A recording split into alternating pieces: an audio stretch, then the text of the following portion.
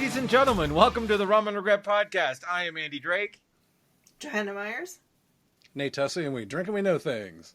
It is Wednesday, November 19th, and we are going to be talking Monster, the Ed Gein Story tonight after we do our segments. But the guy who turned us on to the Ed Gein Story, Mr. Cam Hughes, is in and actually back on the podcast after a 125 episode hiatus. Yeah, how many years? 6 years later. He doesn't listen, doesn't appreciate, doesn't enjoy, but he's back 6 years later. I listen. After I gave him a ration of shit. No. Welcome back, Cam. Thank you. Thanks for having me on. Yeah. Thanks for coming. And we're stoked to have you here and very stoked to talk about Ed Gein with you. So thanks for coming on. So yeah, let's jump right into it. Nate, why don't you give us a Marvel Minute? Sure. Didn't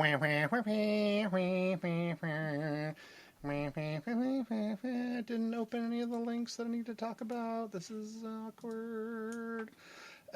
Cheers. Yeah, so a lot has happened since our last pod, but there's not a whole lot that's interesting right now, considering that Critical Role is out and there's a bunch of other amazing shit that's happening. So 2026 WandaVision sequel trailer officially brings back 6 MCU characters for those of you that give a shit. Obviously, Cam is not one of those people. You'll find out later. Obviously, Vision comes back as the White Vision. We'll see if the other Vision shows up, but it doesn't look like that. Ultron is officially coming back. So go ahead. WandaVision sequel? I thought the show was called Vision Quest and just around. It is called Vision Quest, but it's a sequel directly off the end of WandaVision. So okay, that's what they're calling it. I know. Andy. Okay, get specific. Yeah, Ultron confirmed back with Emmy winner James Spader, breaking his 11-year absence from live action from the MCU to reprise Ultron, which will be awesome. Apparently, Ultron's supposed to be a fucking monster in this movie, so we'll see what happens.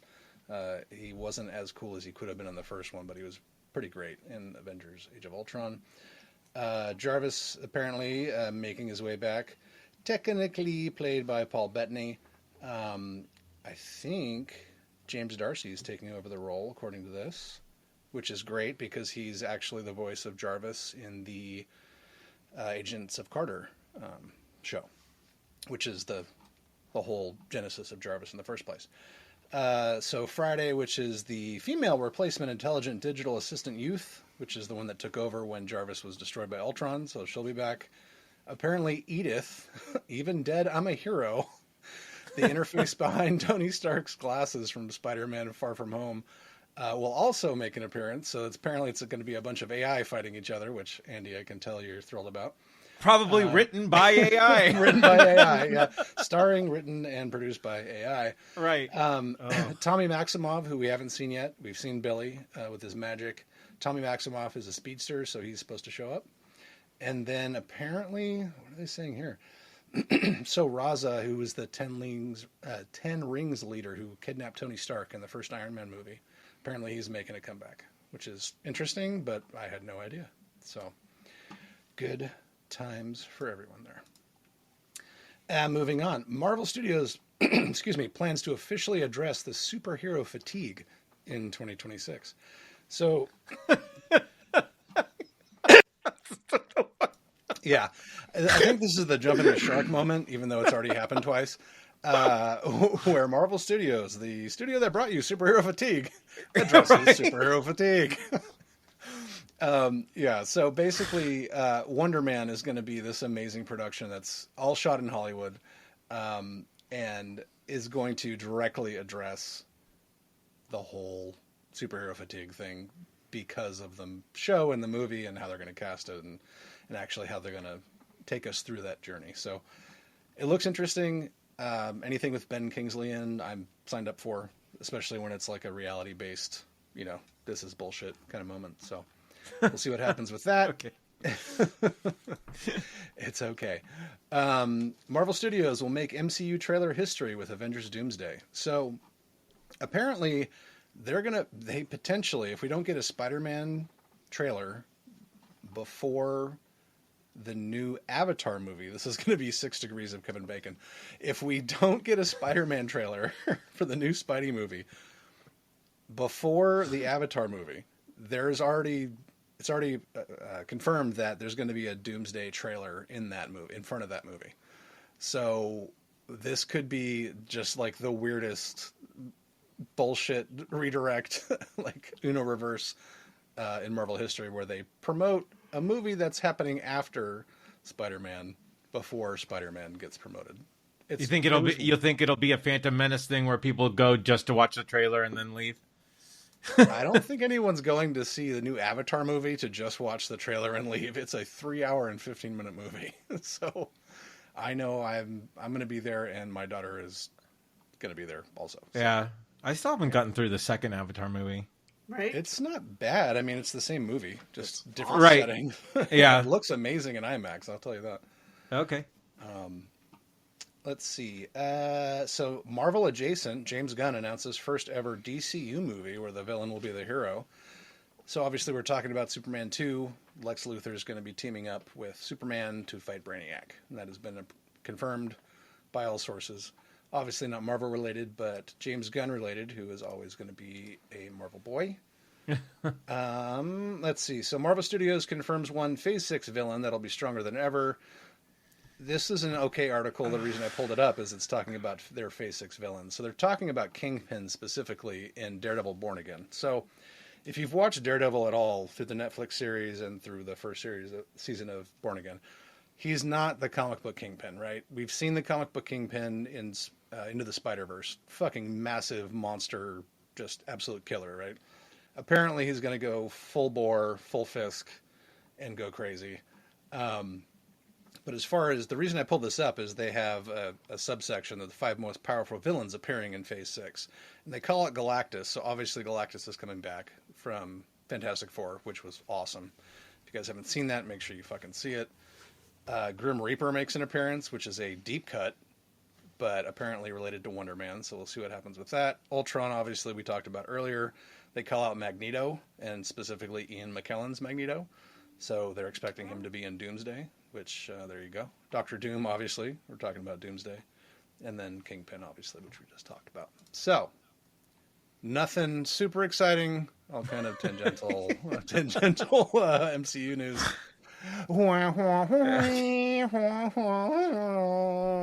Andy, fix your face. I'm good. My thing For our with podcast Marvel listeners, he spent the entire bit. My thing with Marvel is that they do a lot of teasing, right? And I don't know if this is just Disney being Disney. You know, it's my issue with Star Wars now. It's like, don't tell me about a movie that you plan to make 8 years.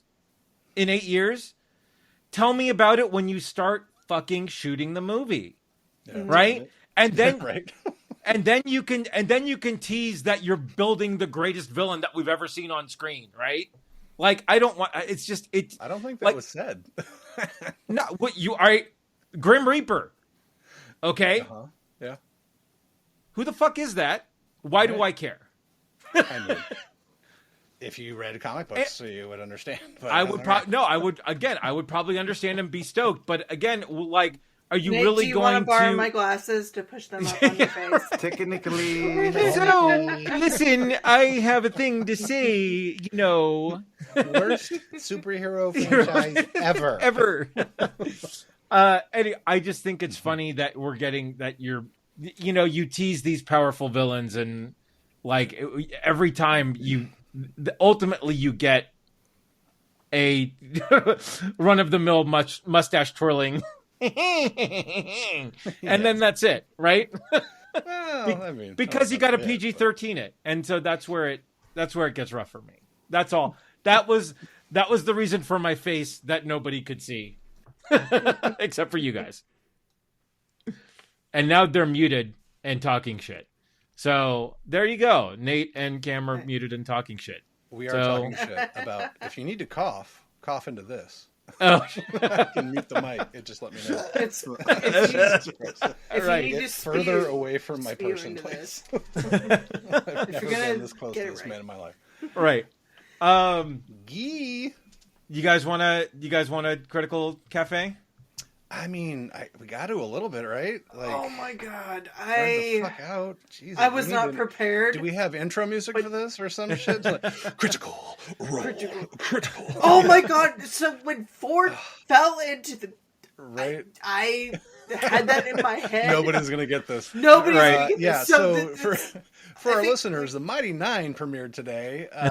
We got a ghost release a few days ago, where they gave us episode 1. Thank God, most of us that are super fans were chomping at the bit to get this. And then they released officially released episodes 1 through 3 at midnight. I watched 1.5 this morning at 6 in the morning. Got the kiddo on board for the first half. And then, I love you, Addie. I'm sorry if you're listening to this. I had to watch them during the day because I didn't want to get spoiled. But then we watched them again after she came home. And she So had no busted. idea. So, I love you, darling, but no. Doesn't Amazon show if you've already watched something? It does, but guess who was controlling all of the Planex? Smart. I might have rewound episode 2 to the exact timestamp that I took down before I watched it again. Nate Ferris Buellered the car. Seriously. Come on. Yeah, I rewound the odometer on the and then it when you finished episode 2 where we left off, it just played episode 3. So Nice. There you Nice. go.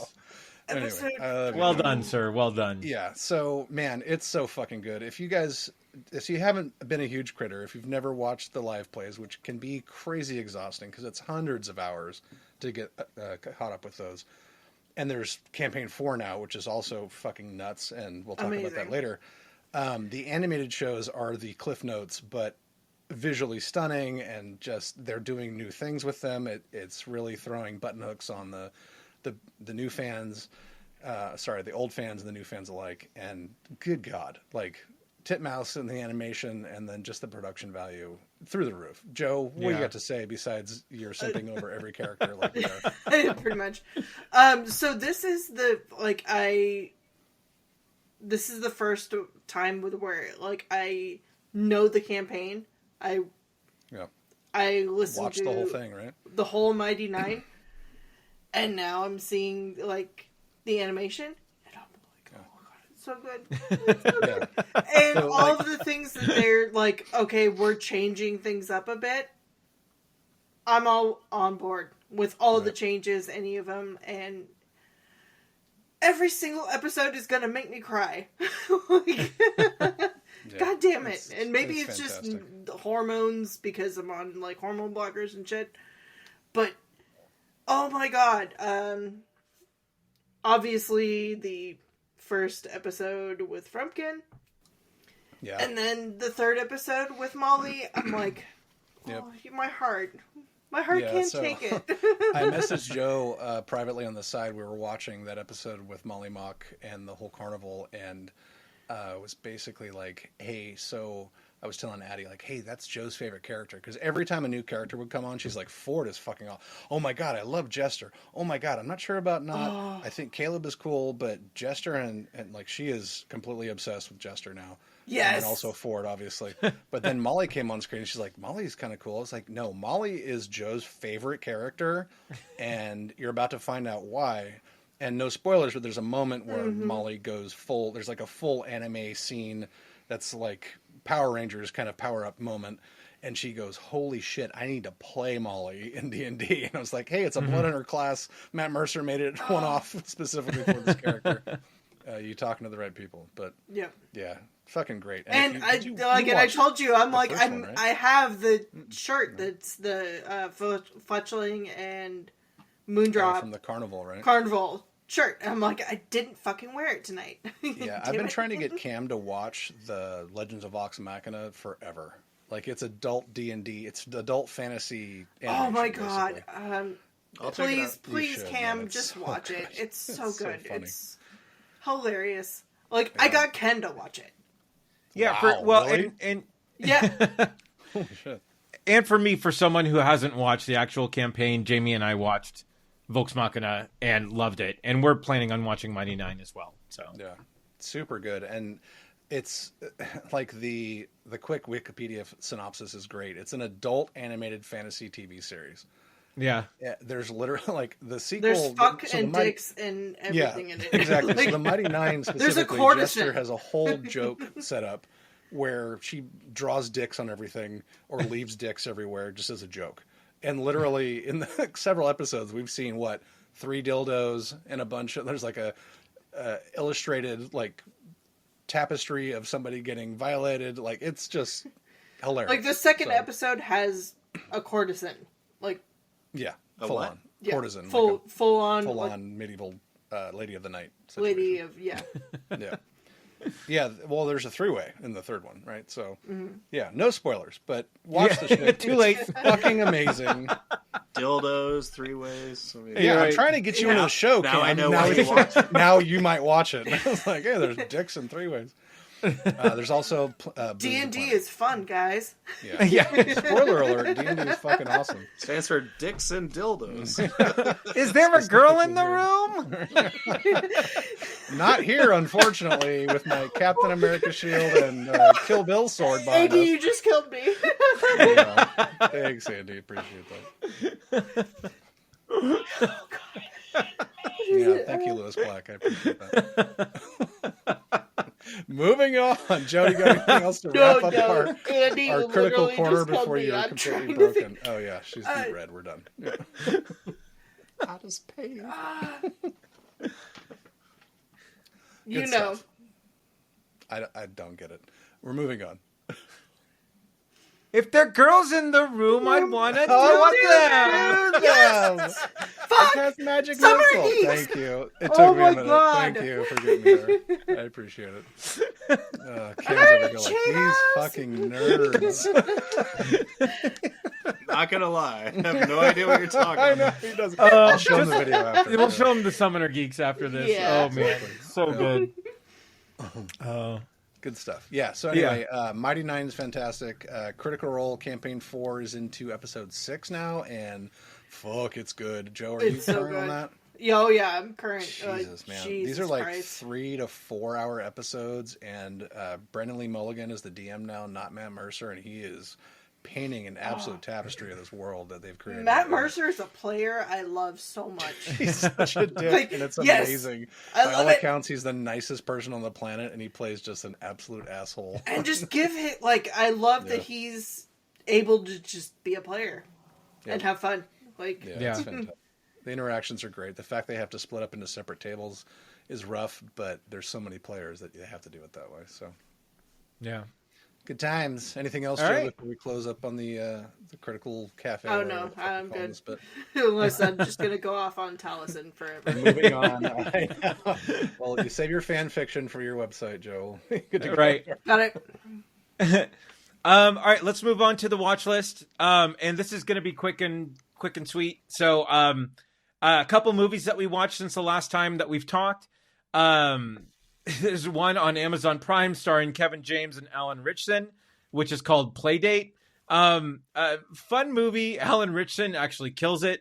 But the writing's a little rough for Kevin James. He plays the kind of an overprotective stepfather in this, and he's just a little like to Kevin James in this, which is tough. But watch it for Alan Ritchson, because he is just like, he is on another level in this. This is the guy who plays Reacher, obviously, in the Amazon Prime Sorry, series. what was this called? This is called Playdate. If you thought are absolutely needing something to watch, which you Critical Role kids do not need. No, we don't have time for that. Yeah. However, if you jump over to Apple TV Plus and want to watch a really great movie, watch The Greatest Beer Run Ever. This stars Zac Efron, Russell Crowe, and Bill Murray. This is Fucking the what a cast. this is the true story of John Chicky Donahue, who gets the idea to bring his buddies in Vietnam beer as they're serving I've during heard the about Vietnam War. Right. Dude, this movie is so good. It's like Zac Efron is the lead in this, and he is excellent. He's so good in this movie, and it is so well done, and just chronicles this crazy story about this guy, this real thing that happened of him getting the idea of wanting to do something for his friends that are serving in the Vietnam War. So packs up a duffel bag full of beer, finds his friends in Vietnam magically, right? And gives them beer. And it's nuts. It's so great. What is this called? It's called The Greatest Beer Run Ever. The Greatest Beer Run Ever. Okay. Yeah, and it's on Apple TV. So that's funny. Yeah. And then a movie we caught in the theaters, Predator Badlands. Holy shit. This is probably by far one of the best Predator movies out there. Yep. And not just for the visuals and the storytelling and everything, you get more into the culture of the Predators, or as they're called, we find out now, the Yautja. The score in this is fucking epic. Yeah, like, I wanted to sit through the credits and listen to the music because that was so good. It's like it was like Predator throat music. It was so cool. Anyway, Joe, I think you would love this movie. So there's a lot of Dune adjacent throating. Yeah, right. Yeah. Funny you mentioned that because we'll get into it later about music. Okay. All right. Joe, you haven't seen the new Predator movie? For shame. No. Get your ass out to the theater. It's so fucking good. Do the $5 Tuesdays at the local. It's you have to watch it I'm sorry. I've been in Critical Role and Ed Gein Land. I don't want to hear your I only have excuses, so many lady. so much time in the day. Moving over to TV shows, on AMC Plus, Talamasca, The Secret Order. Joe, are you up to date on this? No, fuck, I don't have enough time. Okay, of course. Anyway, this is a great series. It's really good. We get a better look at Revenant vampires, and dude, this is killer. It's a very good sort of side story to obviously Interview with the Vampire and what we're getting next year in Vampire Lestat. Oh, which I can't that trailer, wait for Vampire Lestat. That trailer was so amazing. Yeah. And then I'll end on Netflix's The Witcher season 4.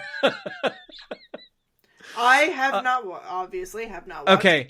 I've heard. You know what? I've heard conflicting. It's Temu. Yeah. I've heard conflicting things. I hate to say it, Liam Hemsworth is not the worst thing about this season. Really? How is that possible? What is the worst thing other than Liam Hemsworth? I'm trying to find out what happened this season. And I don't know that I don't know that we're any closer where we started from where we stopped. We know maybe one thing that we didn't know at the beginning. Things have happened, right? But stuff happens, but toward what end? Right. It reminds me of that time in The Big Bang Theory where Sheldon's girlfriend points out that Indiana Jones has no influence on the story in Raiders of the Lost Ark. You know? Where the movie would have happened the same way even if he wasn't there. Jesus, right. I've never seen that, but that sounds it's super funny. Anyway, yeah, it's a very, very weird had Henry Cavill been in this, I don't know if it would have been any better. You shut your fucking mouth right this minute. What? Dude, of course it would. You know how much involvement he had on set, correcting people and making sure shit was right? If he had done the that, fact that they lost him, the director's we never should have gotten rid of Henry Cavill.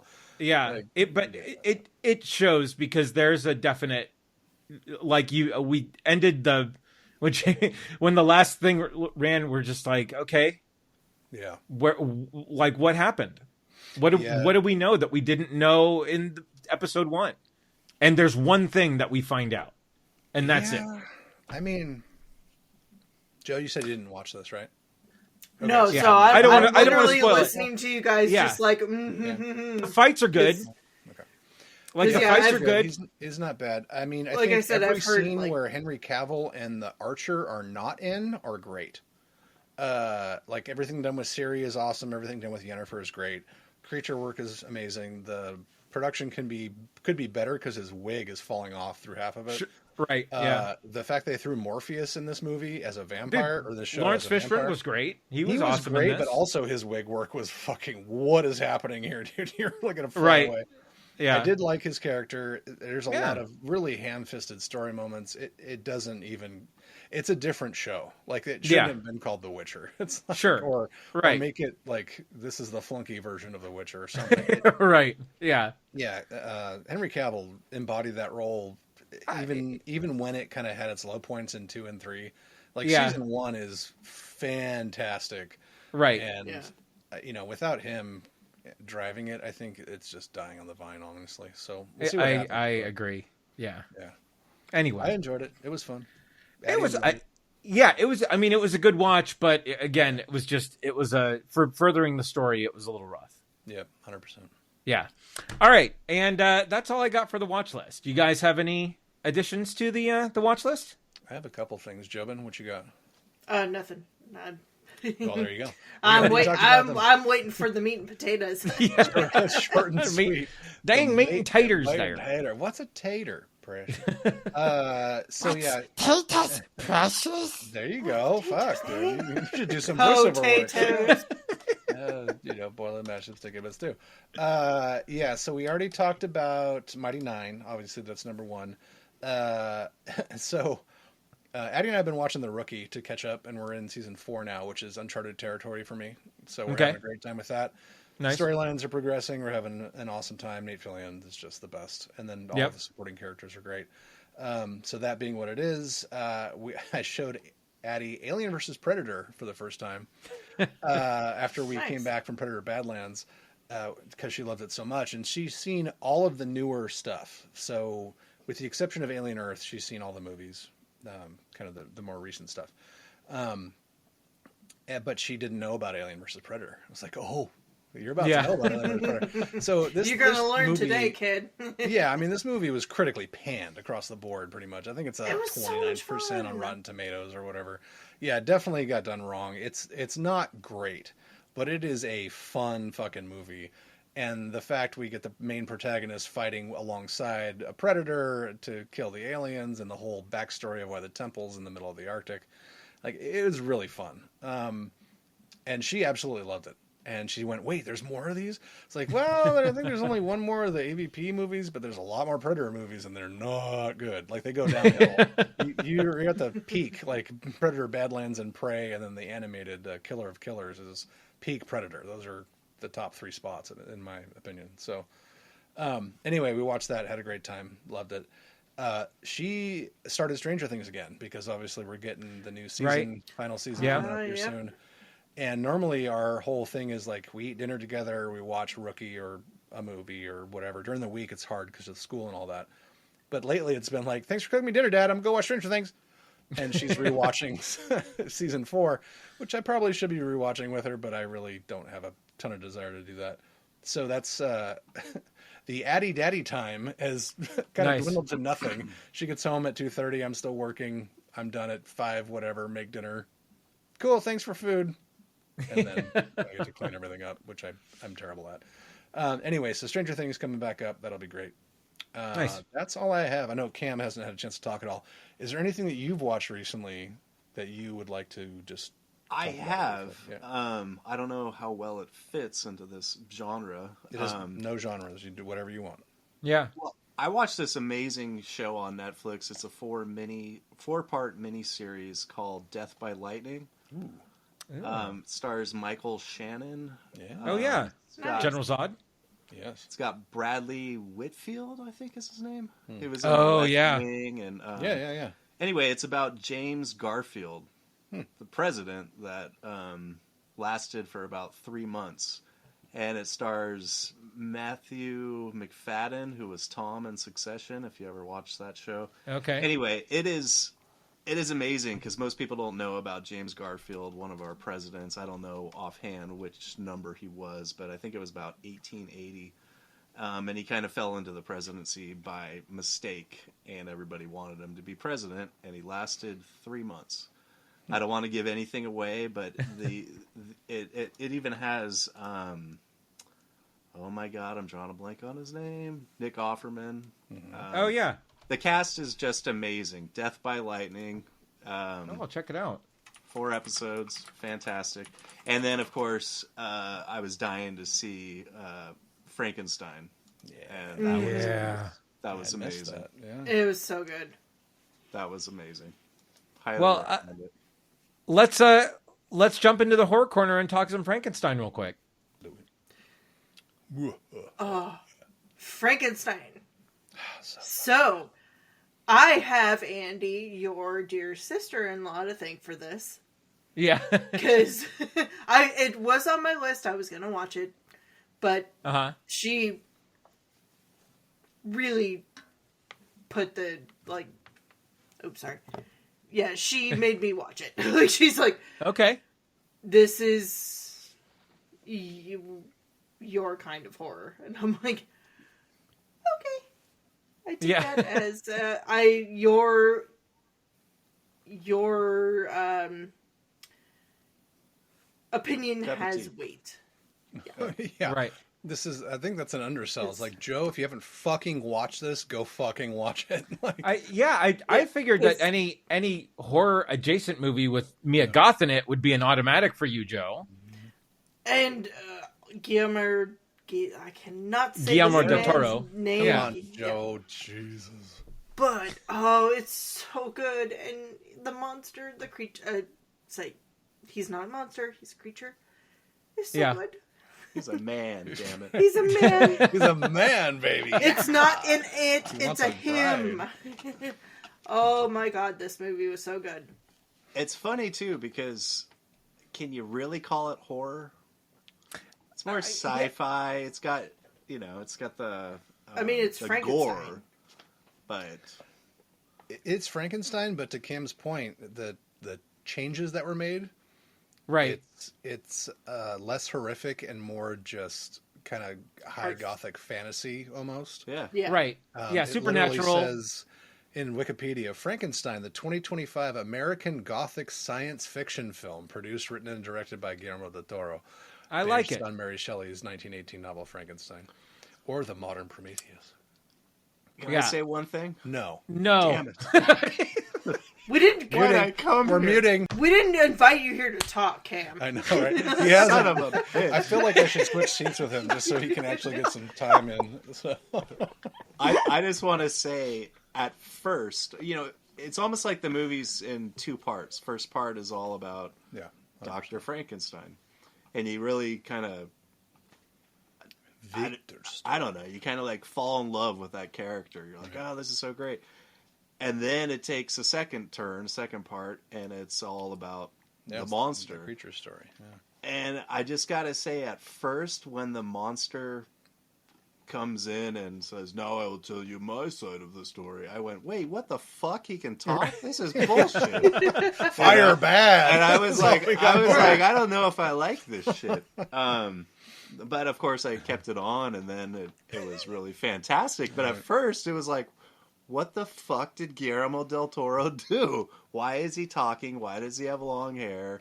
Why is he like this Fabio-looking dude? But all in all, it was fantastic. Because he's gonna make friends with the blind guy, and oh my god, my heart. Yeah. And the rats. And the rats. But yeah, it was fantastic. Cinematography, everything. Yeah, everything was great. Yeah. No, I agree. I love the setup of this movie, and I read the novel back in college because it was part of a class that I took. But Blame it this on school. right, exactly. This was really great. I really enjoyed it, and it was, again, to your point, Cam, is just like, we get Victor Frankenstein's take on what happened. Then we get the creature, and all we hear in the first half of the movie was the screams of the creature, and then the I think it was the "give him to me" or something like that, right? And then let me tell you my side of the story, and then we get the backstory. And it was such a great.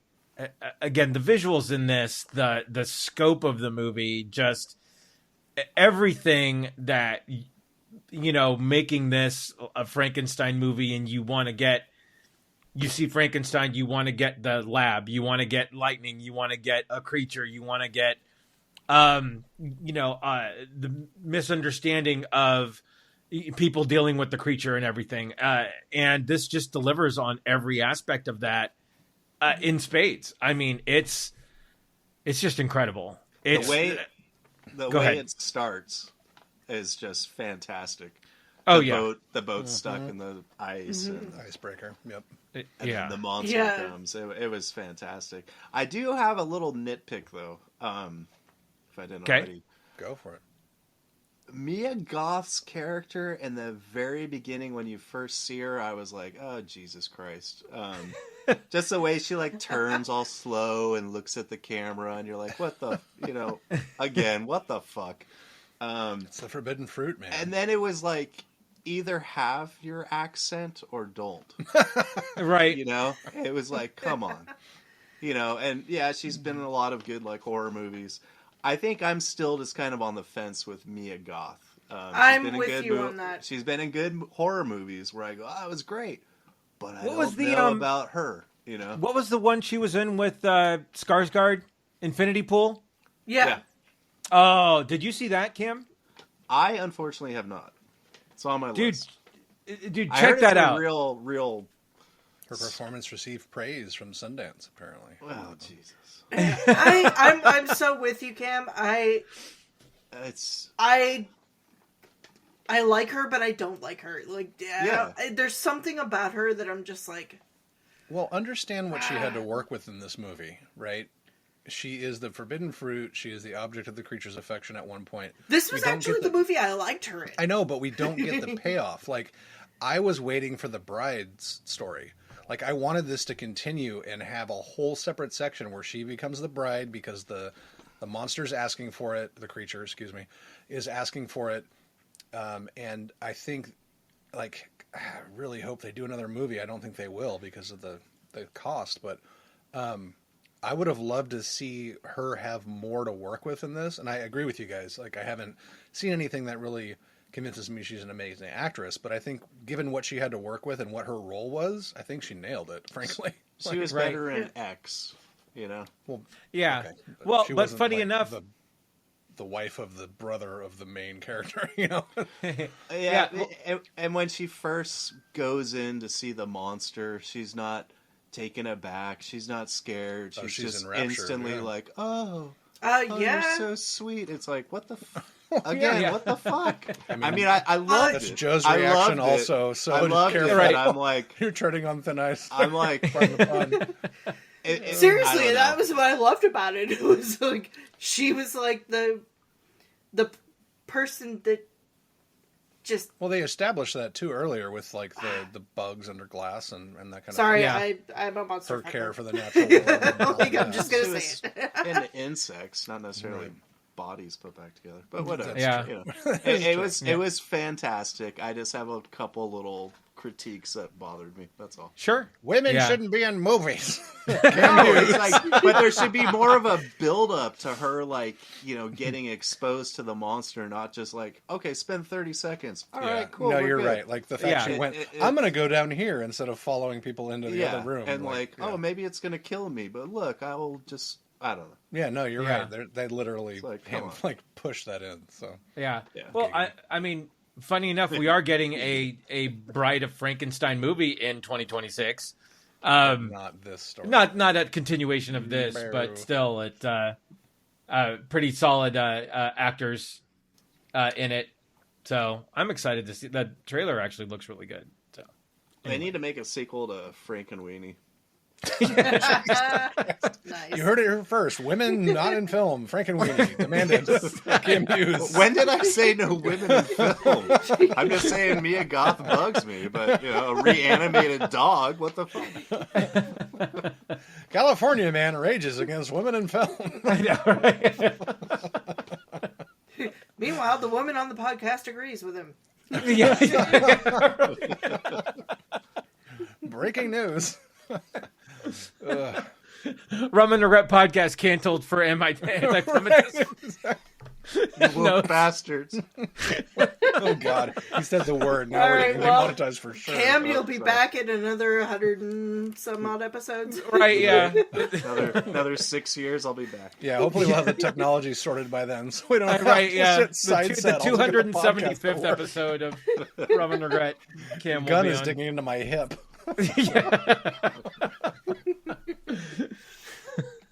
No, but Frankenstein was fantastic. It was. It good. was. No, it was a great movie, and in terms of all the Frankenstein movies we've gotten over the years, this is definitely one of the best. Yeah, and just to dovetail with that, so Addie and I watched this.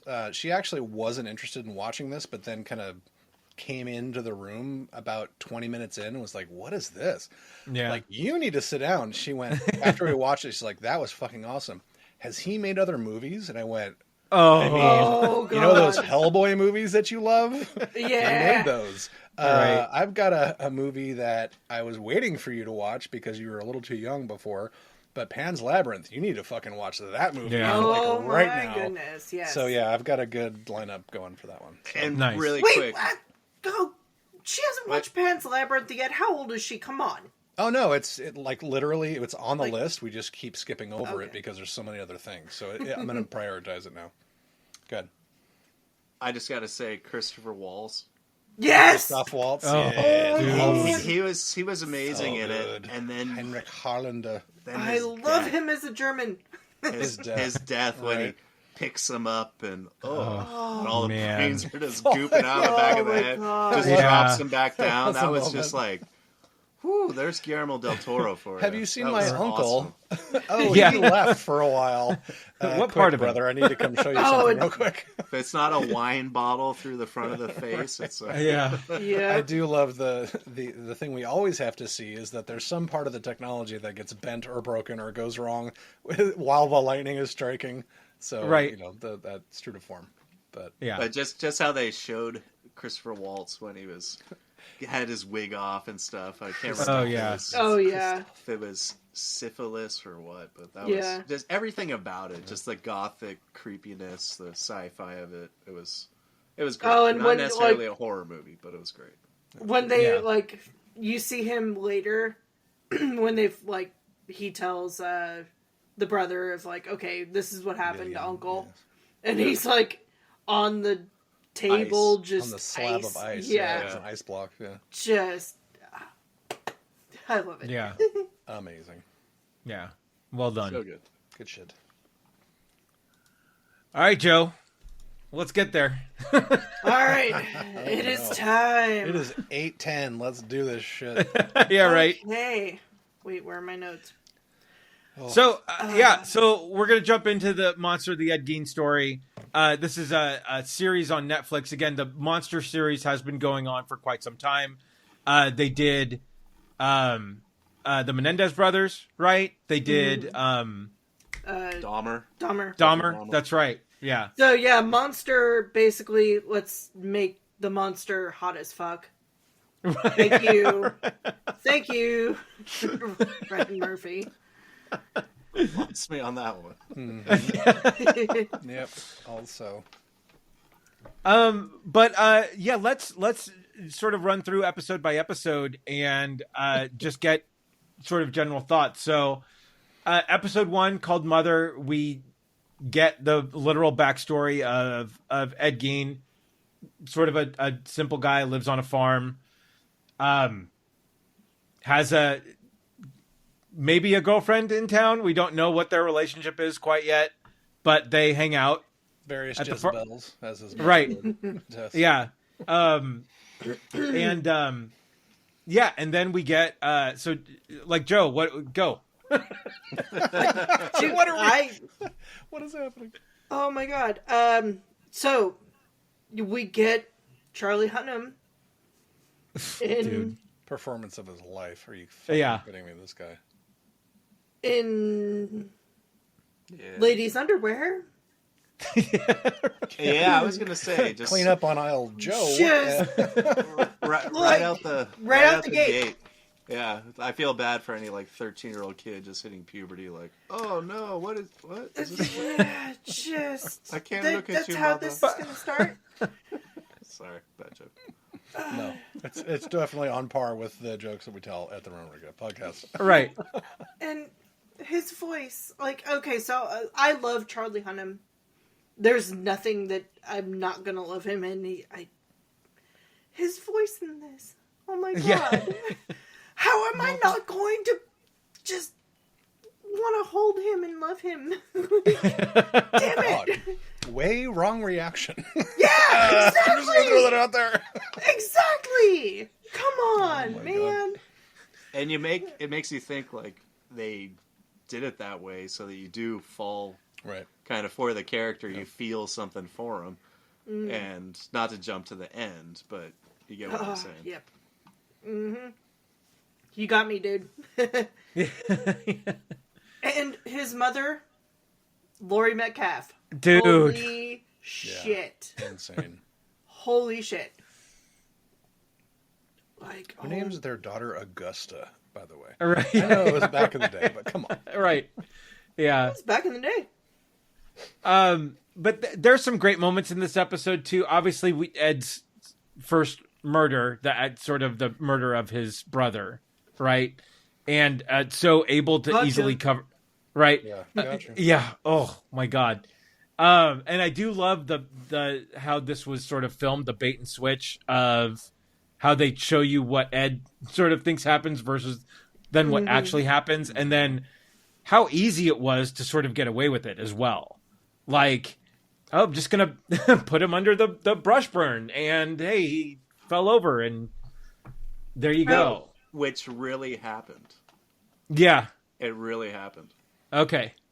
Okay, so Cam's got the actual. Cam's gonna fact check this. Yeah, Fact you'll check have to this. research. So Well, I was just I gonna will say- say on this Oh, on this sorry. front, like real quick, because like that scene, the music in this show is so stinking good. Oh, In that man. scene specifically, like Cam and I talked about this. It made me think of, if you guys have seen There Will Be Blood, Oh yeah. when the fire happens in that movie. Yeah. The fire scene in this, the music it's that like drum beat. I don't know. Oh, It just yeah. to me, I was like, it's the same music. It's got to be. Yeah. Like, it's really just yeah. What were you Yeah. going to say, Cam? You had something on that? Oh, I was just going to say that when they found Ed Gein's brother, the autopsy, they didn't really do an autopsy. They just said he died from asphyxiation from smoke. Later on, they saw bruising to his head, but never reinvestigated it. So it is Wow. believed that he actually did kill his brother and then put him out in the brush. Yeah, to fucking hide it. Wisconsin. Jesus Christ. I know, right? Right. But then we also get the death of his mother in this, No. where Several she, folks later, right? yeah, they obviously they need to she goes to collect some money from a neighbor, and in the middle of this just epic tirade goes down, and oh my god, that scene alone, just everything just sort of happening at that moment. And dude, Laurie Metcalf again just going off in this is so good. And then yeah, he doesn't bury the mom. Brings her up, puts her back in her room. Actually, No, wait. So here's No, he brings a different woman. yeah. They bury So her. here's Oh, right. so here's Yeah. here's my one caveat with this show. Okay. Throughout the whole thing, everybody just forgets that his mother dies. Yeah. And there's a funeral. She has a tombstone. Right. He almost does a salt burn on the tombstone. Right. For real. Like, Nice. God. why? Way to use that in a sentence, Joe. Well, Yeah, I know, right? You know, like Ew. everything A salt throughout burn. this, it's like, gross. please. So, Yeah, please what? You caught yourself. You were going to say something. so Come on, just Joe. please. Let it be me. spit it No, out. No. Just please, like, everybody knows his mother, or did they all collectively forget his mother? They didn't died? call it out until the very end when he gets arrested, right? Yeah. Like, I was on the same page there. We're missing a huge part about episode 1 where Adeline, way too close of a name to my daughter's name, by the way, Right. shows up and shows him photos of Holocaust victims from the bitch of Buchenwald, Ilse Kalk. Yeah. And that he becomes obsessed, and that's like the triggering moment that splinters his mind, apparently, according to the show. And I'm not sure about your research. Oh, and so there's another thing about that. Yeah. Is she real, and how far into the show? Like, I think she's real in the beginning, but there's some point, I think, in the show where she's real. He just ends up talking to nobody because nothing's plugged in. But we'll get to that. Yeah. Well, Sorry, I'm mean, getting too far ahead. I've watched this way too many times. I have thoughts on this too, but yeah, we'll move on to episode 2. I want to hear Cam's research. Like, frankly, how does that fit into this episodic situation we're trying to do? I want to understand all this backstory you did. The chick? No, the research you're holding that you did on the show. Yeah. What do you want to know? Well, like, can we apply it to this episodic situation we're doing here, or is it more of like the history of him? So we went over the brother. Yeah. The Right. mother suffers a stroke Right. shortly after the brother dies. Right. So Ed Gein has to care for her, Right. and becomes more and Which more was obsessed really with hard his to mother. watch, but Right. And then Has the second stroke they're trying going to collect the debt, right? to collect some money at a nearby ranch, and the mother has a second stroke, and that's what kills her, because the person on the ranch is beating a dog to death, and she's screaming for them to stop, and she strokes out, and then in terms of Adeline, or whatever her name was, Adeline, I didn't see anything in my research about her. Gotcha. so That might have just been added in. Right. I know there is an Adeline. She was a person that Ed Gein had a relationship with, Oh, cool. but I think they way overblown. Spend that out into the. Yeah. They spun that. Yeah. out. Yeah. It was like something that came out like, I think after the show came out, of like, oh, Adeline actually was a real person and was in Ed Gein's life. Yeah, Susanna Yeah, Song. She right. was from. We'll know her from Fear Street Prom Queen. Nominated for a Gotham Award and an Independent Spirit Award, but she nails this role. Yeah. So episode 2, Sick as Your Secrets. He has a actual date with Adeline, and he goes home and shows her his new. I made a bowl. You want to see? Right. Oh, Yeah. God. Oh, it's a nipple chair. These are my stream of consciousness. I should be going through these. I should have tagged them like episode 1, episode 2, but literally I was like, oh, good, it's a nipple chair. Right. Who doesn't have one of those? I know, Like, I'm missing right. out. Is that an Eames nipple chair? Right. It's got nubbies, so it's good for your back. Really work out a knot. Acupressure, right? Exactly. Just put some ice on them. And then Okay, and the show is at a new low. Right. All right, episode 2, where are we at? So this No, is when we get into where it's into with the movies that he inspired, right?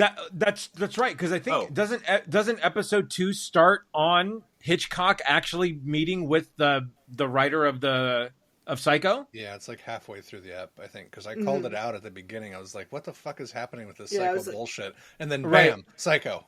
Yeah. Cam, what do you got? Yeah. You said you had Here's something. the birth of modern horror. The monster is us. Well, yeah. So it gave birth to Psycho, obviously, for the Alfred Hitchcock movie in 1960, and then it also gave birth to a movie I haven't seen from 1974 called Deranged, based loosely off of Ed Gein Story. And then, of course, Texas Chainsaw Massacre in 1974.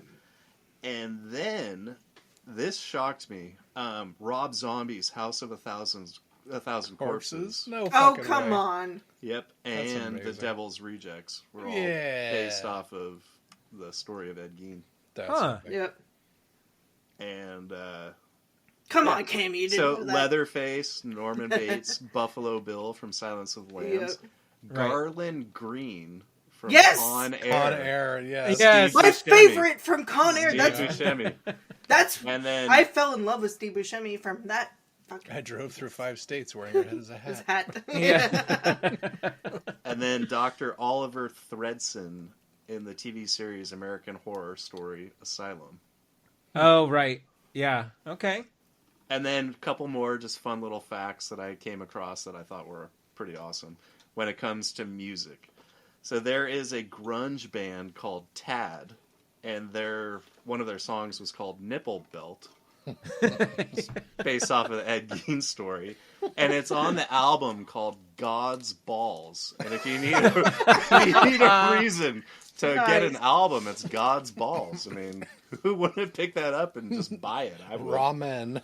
You know? Let's see what else. Slayer had a song called Dead Skin Mask from 1990 album Seasons in the Abyss, which was based off of Ed Gein.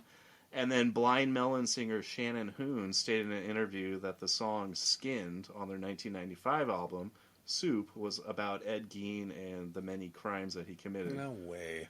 And wow. There's also a song by the heavy metal band Mudvayne released in 2000 on their album LD titled Nothing to Gain. Or Geen. Huh. So that's kind of cool. I know Nice. who Mudvayne is. That's crazy. Yeah. So anyway, those were my weird little facts that I thought were kind of cool. Nice. And then I also, really quick, if you guys want to hear it, Go for it. To see how accurate this movie was to what was actually found in the house after they arrested Ed Gein. They found whole human bones and fragments, a wastebasket made out of human skin skin covering several chairs, human skulls mounted on bedposts, female skulls, some of the tops were sawn off, bowls made from human skulls, a corset made from a female torso skinned from the shoulders to the waist, leggings made from human leg skin, masks made from the skin of female heads. Oh, man. Mary Hogan's face, I think that was... Yeah. Was that? That was the bar owner. Right? Yeah. Yeah. That's who he kills in episode 2, right? Episode Yeah. 2, yeah. He had her face in a paper bag. Oh, jeez. And her skull in a box. And then Bernice Warden's, I think she was episode 4, maybe? Yeah. I don't want to be... She was Right. the mother of the cop, right? The cop, The yeah. sheriff, right? The sinful cold cuts. Yep. Yes, I did So comment she that. really was, as they depicted, not to give away yeah. too far into... and there's more. I mean, I'm almost done. I just don't know if I'm jumping into other episodes or what. I mean, I think we can We can mix just and go match. from here. Yeah, let's just roll with it. What else you got? They did find vulvas of 2 females What are those? that were about Those are dried vulvas. This one's fresh. exactly. Those were from 15-year-old girls. Oh, God. And he did have a belt made from female human nipples. There was 4 noses in a jar. They did show that. Jeez, yeah. Pair of lips on a window shade for a drawstring. Lampshade made from the skin of a human face. Good God. So they were really pretty accurate. They Yeah. didn't enclose all of those, but I was kind of shocked when I read that. Like, oh my God, they did a good Welcome to job. Cribs. This is where the magic happens. All right. Well, so here's the thing: is he actually only killed like 3 people? They said like Oh. 200 in the show. Well, Well, no, that's a what lot of the- that stuff is yeah, like bodies. he dug Oh, up bodies. graves. Yeah. Like he was a grave robber. He Yeah. didn't actually more than kill that many people. So And believe it or not, he never practiced necrophilia because they smelled too bad, according to him. I mean, he put perfume on a lot of them to help with the smell. And another In cool the thing that they showed in the show was all those moths, reminiscent of Silence of the Lambs. Yeah, once they got to that episode, the moths were like crazy. Oh, Like, dude. what the fuck is with all the moths? Oh, I'd fuck me. Like, okay. Yeah. All right. Would you fuck me? I'd fuck. It was just fantastic all around. It was awesome. Yeah. I've seen so many documentaries on Ed Gein throughout the year. I was just fascinated on it because of Silence of the Lambs, Psycho, all that stuff when I learned about it. Right, plausible deniability, Cam. You might want to dial back the No, fascination no, just a little bit. Okay, This could be used as evidence. If this is the last why, time like, you guys hear from me, that's you why- know who to talk to. That's why like true crimes and serial killer stuff sells. It's just fascinating that somebody. It's could be so like that. fascinating. But when they were given the previews for this, I could not wait for it to come out because you had like this demented, Mrs. Doubtfire little scene, and then it'd be like, Netflix, hello, but it's got this ripped off face, leather face on it. It was just like, I gotta watch it. It was fantastic. Yeah. This is the best Ed Gein impression of Euphigenia Doubtfire in the history of the planet. Hello. I mean, and that was one of the really, really cool things about this series too, is not just the detail that they go into Ed Gein's life, but then the little side stories of the influence over Psycho, and we got so much of Hitchcock and even Anthony Perkins, his journey as well through, navigating through taking on this character and the influence of this. But the one scene of Hitchcock standing outside the theater as the shower scene is going on, realizing sort of what he's done, right? I love that so much. And then even when we get to the Texas Chainsaw Massacre part of it, the guy's standing in line just thinking about, like, how do I get through this line? And then just immediately going to chainsawing everybody. That scene for some reason reminded me of Thanksgiving, the movie. Yes! Right. Oh, wait. That made you think of Thanksgiving? Not the actual Thanksgiving scene? Right. Right. Well, Both can exist. but yeah, it was just so good. Yeah. A couple other, like the babysitter episode. It was so hard to get through. That one was just tough because, because we know what's going on, but no one else knows what's going on, and you're putting your kids with Oh yeah. Oh, geez.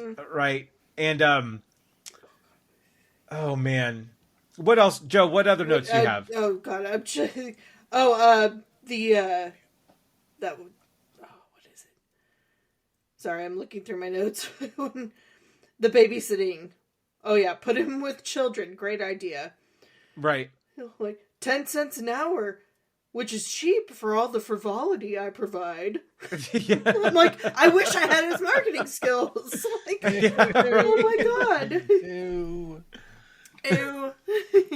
And yeah, obviously the kids sense danger. They're like, this guy's fucking weird. Yeah. I'm trying to find my stream of consciousness from that episode.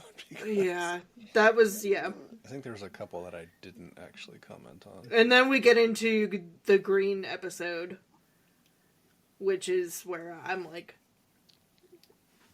is this where his consciousness gets off? Where I'm like, okay, Adeline is real or not? Who knows?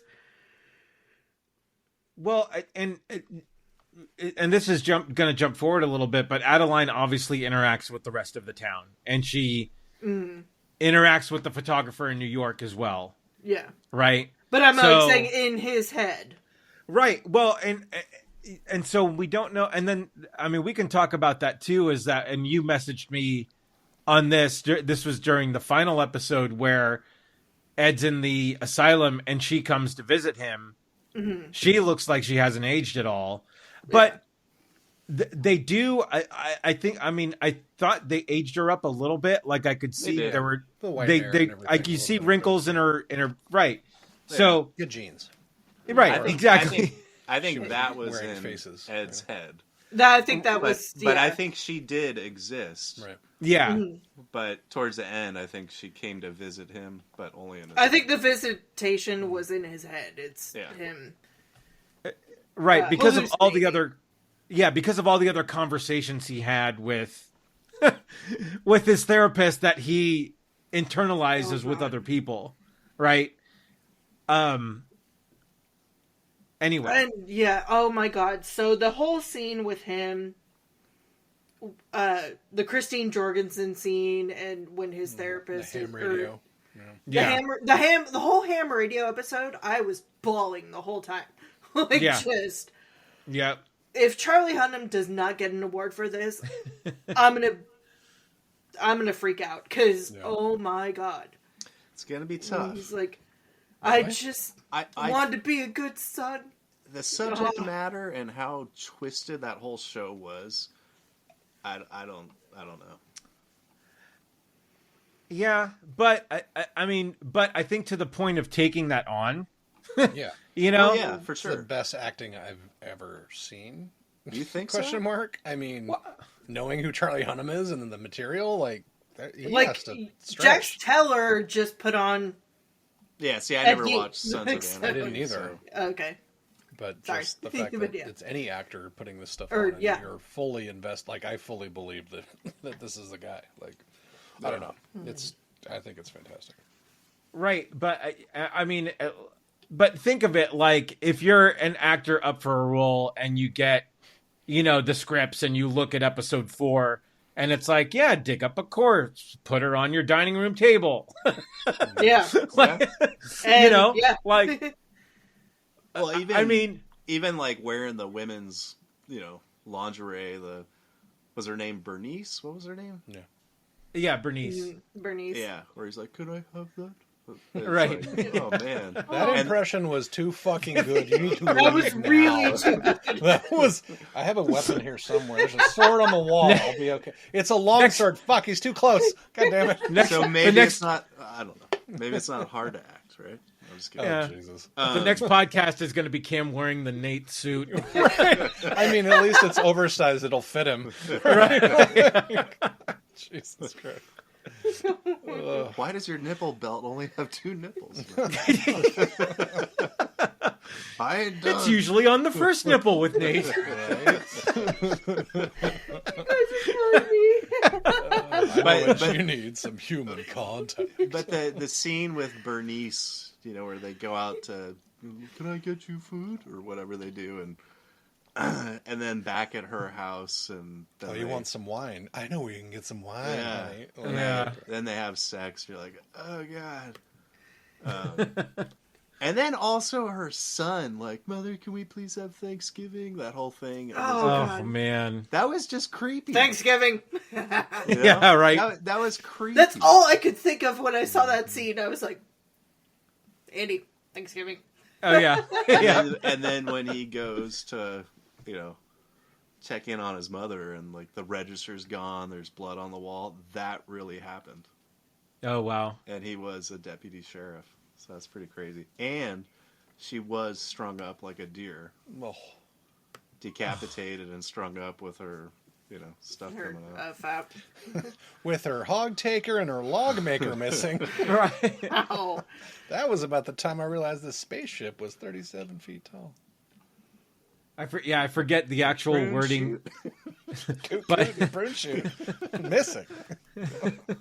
What is that? It's a box of dried vulvas.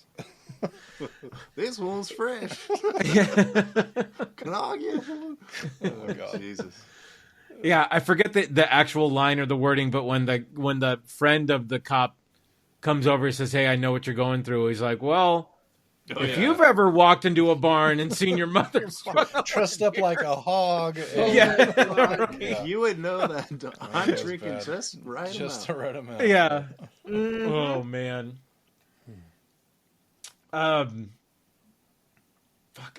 There's so much here. Yeah, I don't think we really need to do a deeper dive. I think no. if you want to talk about the movies specifically, like the Leatherface and the Well, Oh, Teddy killings and that kind of stuff. And The whole good, did Silence of the Good weapons. Lambs part yeah. was amazing. Right. Because I love Silence of the Lambs and Buffalo Bill. The scene in the cemetery where you first see Anthony Perkins, and then you see him wheeling the chainsaw, and it's Oh yeah. after they rip out the headstone. Oh, right. Yep. Right. Yeah, and then what else was in there? Maybe that's it. Oh no, and then there was Buffalo Bill. Yeah. Mm-hmm. Yeah. Would you fuck me? I'd fuck you. I- Like seeing the actor Buffalo Bill, and then they show Ed Gein Buffalo Bill. Yeah. Yeah. Like that whole that was beautiful.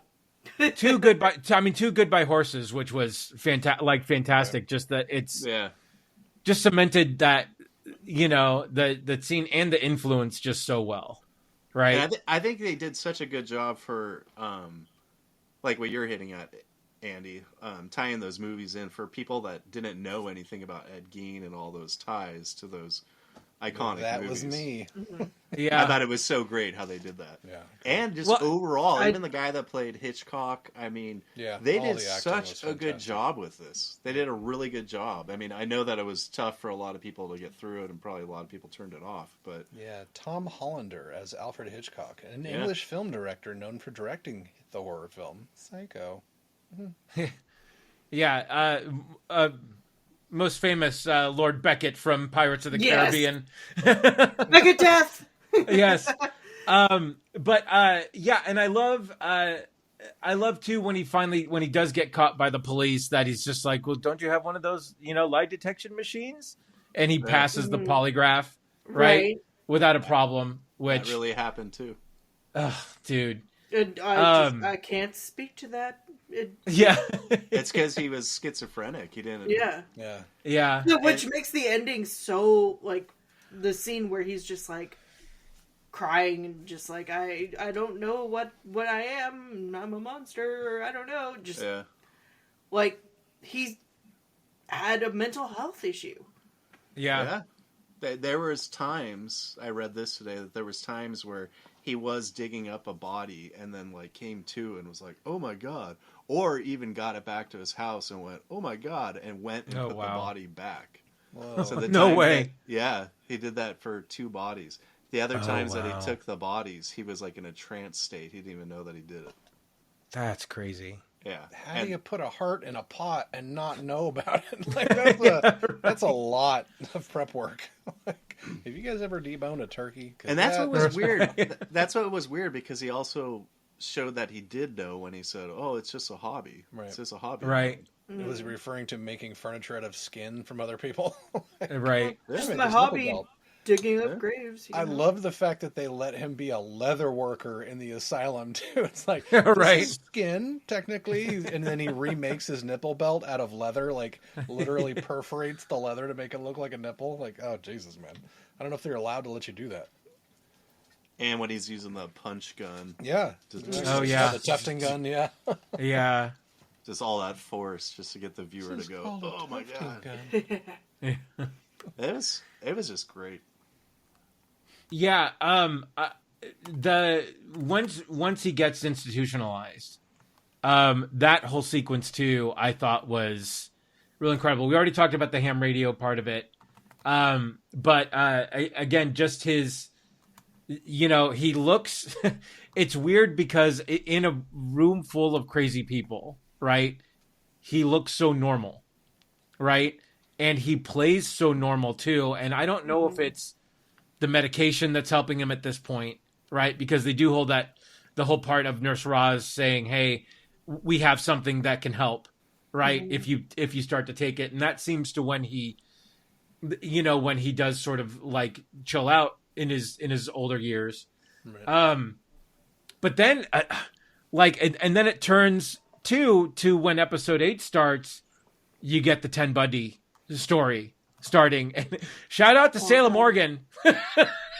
Yeah, I literally called that in the comments. I'm like, oh, it's fucking Salem. No fucking shit. No, this was episode 8 starts. We see the Ted Bundy start, and I didn't know who that was at first, right?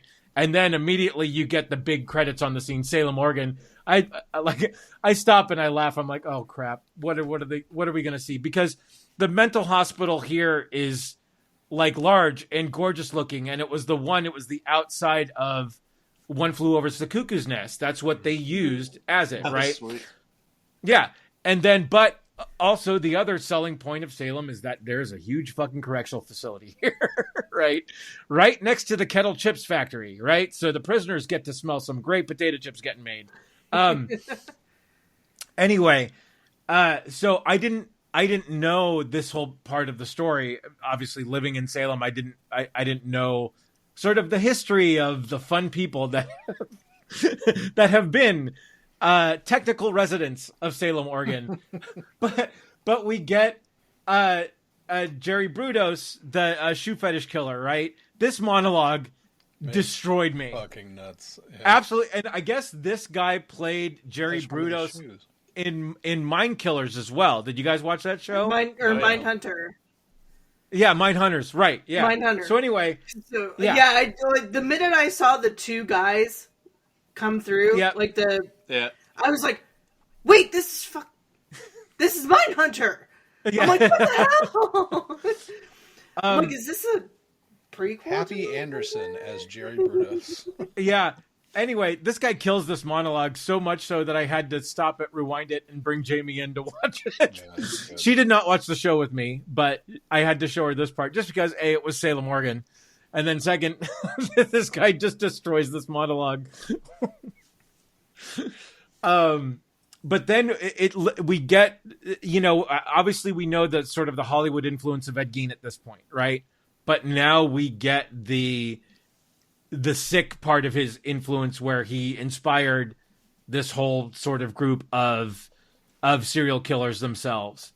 And to Joe's point earlier, I want my death march to be Owner of a Lonely Heart as well. Maybe with Absolutely. different people. Like Richard Speck will let you feel his tits for a Right. carton of cigarettes and Oh 20 my bucks god, you get in the back Richard door. Speck. Oh my god. I thought that was oh my god, my brain just completely died. Walton Goggins right there. Like for a right. minute, like that could have been his role. Oh God! It just You is- like my titties? Just as, Whoa, dude.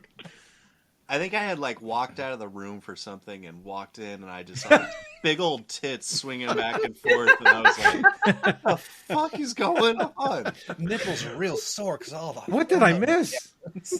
Yeah, and then towards the end where he's like reading the note, and then the big old titty comes in. He's like, "You Yeah, want to jerk yeah. your chicken to this? To my titties?" Now, Again, I feel bad for any 13-year-old boys that watch this. Like, right, yeah. That's why it's rated R. They shouldn't be watching this That's shit. Netflix, Fucking man. Christ. Yeah. So now, did Ed Gein really get a letter from Speck showing a letter from Ted Bundy? that I did not come to. Okay. I didn't read everything. Okay. Well, what the hell, Why man? are I thought you you were even prepared here? for this. I had a very short amount of time. Yeah. But yeah, I mean, just and then you get Laurie Metcalf at the end, finally proud of her son. Yeah. That destroyed me. Yeah. Like, wanting, being the third child in next to two very successful brothers, right? I understand wanting, parental sort of sort of support and approval and whatnot, right? Having him see this and get this at the end after not having it ever from his living mother, right? Yeah, this just destroyed me. Yeah. Like you put the Gein name on the map, and he made me so proud. It's just like, I didn't know where this thing ended up. Like, I'm happy he was able to help the FBI at the end to catch a killer or whatever, but fuck. right? Yeah, Does not deserve a happy ending of any no, shade. yeah, Oy. It's just so amazing to think about somebody doing this, so mentally ill that they do this, but it's like their hobby. Right. And is there anybody else in history that we know of where this has taken place? I mean, maybe the closest you get is like Jack the Ripper, but Sure. I mean, That we know of is the key part. and Yeah. that's just what is so fascinating about it for me. It's like somebody could actually do this. Holy crap!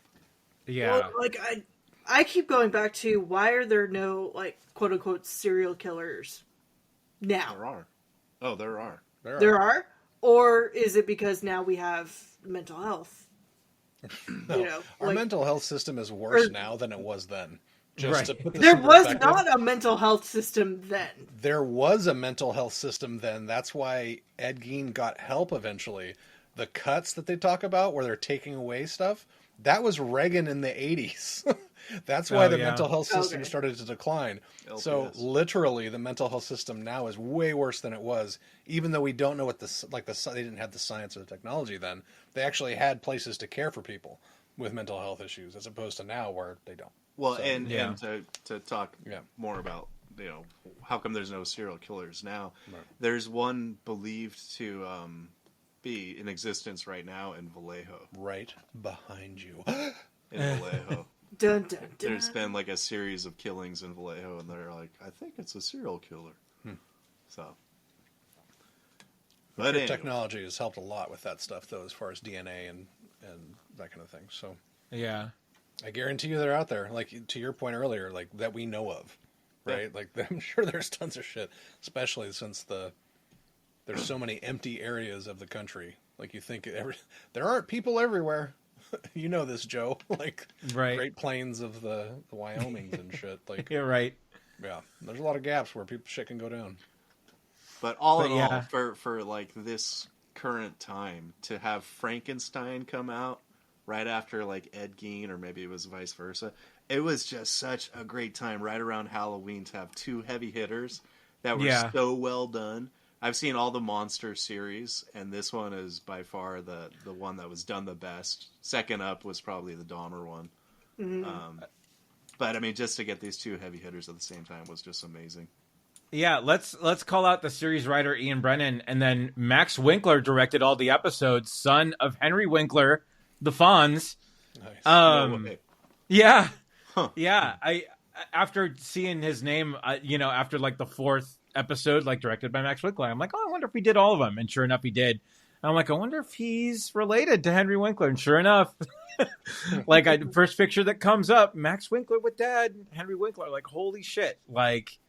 But yeah, I mean, again, for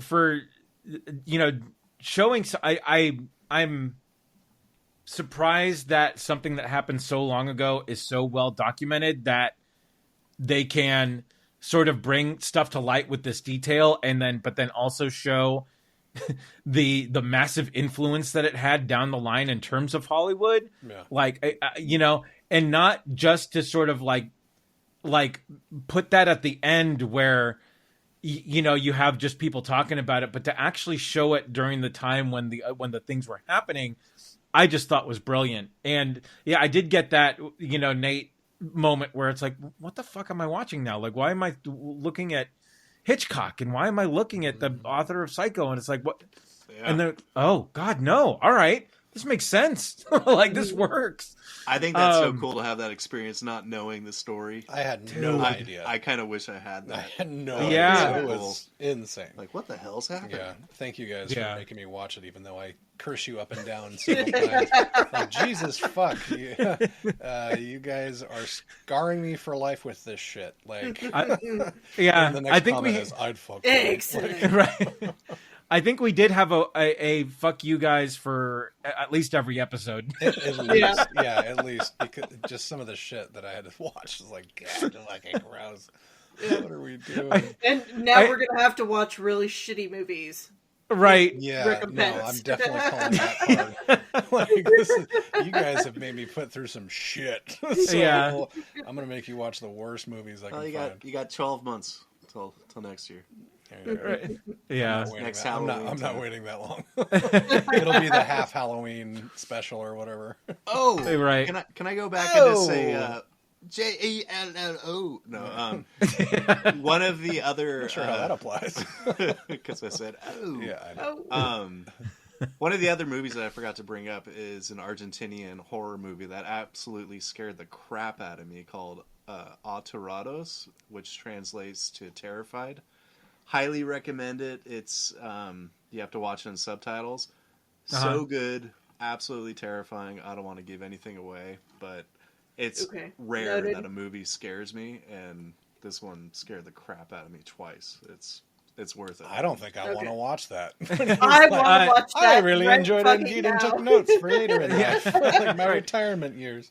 Thank you, Cam. no- I'm going to watch that as soon as we're done here. Terrified. Yeah, Netflix also dropped a Indonesian zombie movie called the Elixir. Yeah. Ooh. Did you watch that, Cam? I started.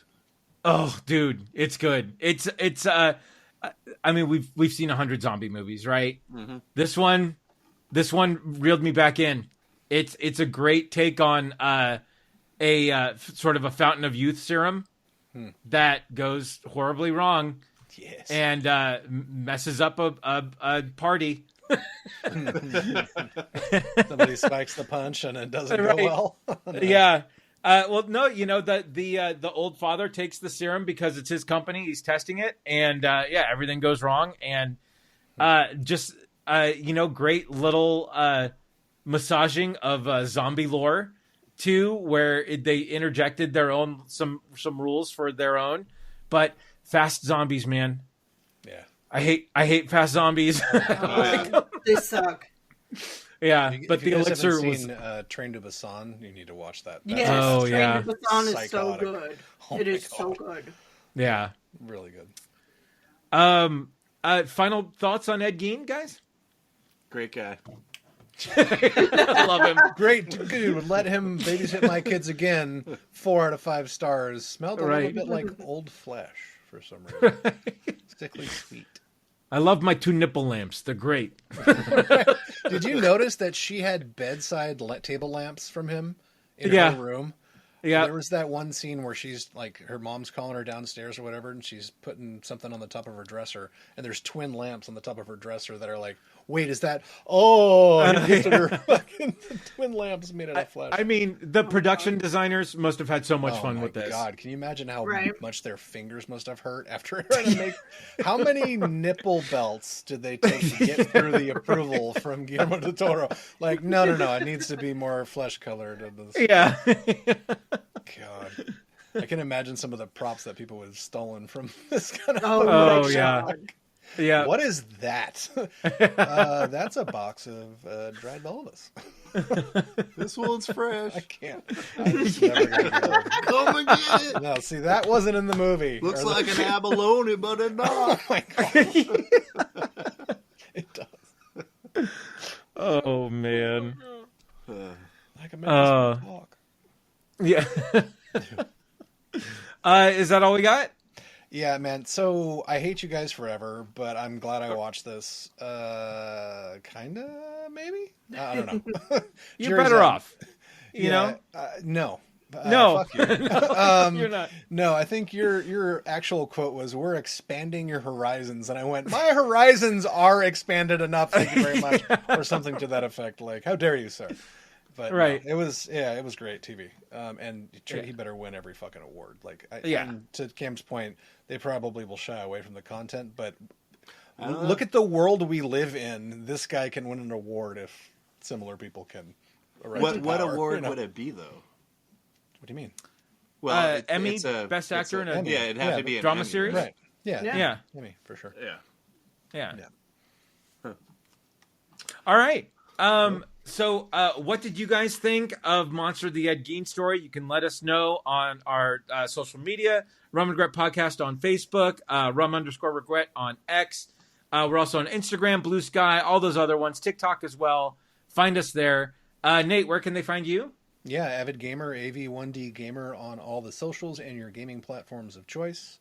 Currently still playing Battlefield 6 like a madman, but I need to play Claire Obscura Expedition 33. It's up for Game of the Year and apparently is like way better than any Final Fantasy game you've ever played. So Oh, wow. it's on my short list. I need to get on that. Okay. Joe, where can they find you? At Joe Chickadee on the socials or at joechickadee.com. Cam, where can they find you on social media? They cannot find me. This is where the plausible deniability comes in. Now you're worried about something you're going to say? Right, Way yeah. beyond that. Yeah. No, I mean, Cam Hughes. Just All right. Google it. Google it. Bitch. Google it. Google it. Google me. Google the Hughes. Oh, that's got to be the quote for the end. Holy shit. I got You that. can find me at Crazy Drake on Facebook, at Andrew Drake on X, and until the next time, we have spoken.